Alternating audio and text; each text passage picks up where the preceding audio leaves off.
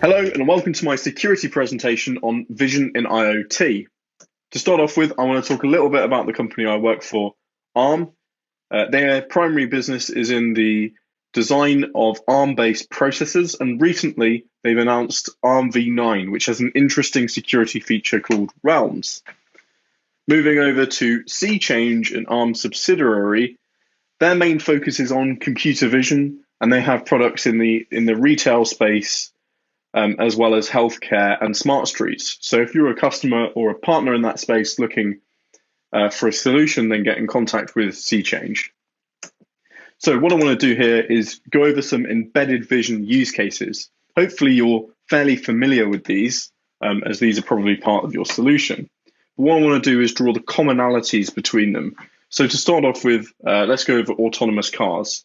Computer vision in this case is used to help the car stay on the road and make sure that it doesn't crash into other vehicles.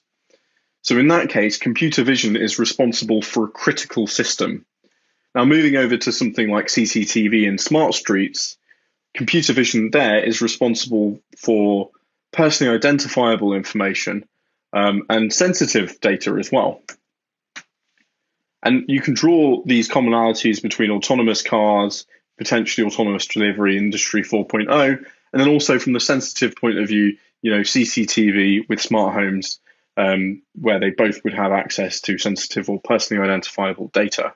And this is part of the reason why customers and partners see security as a key differentiator, because these areas are sensitive, and it's important that they are secured.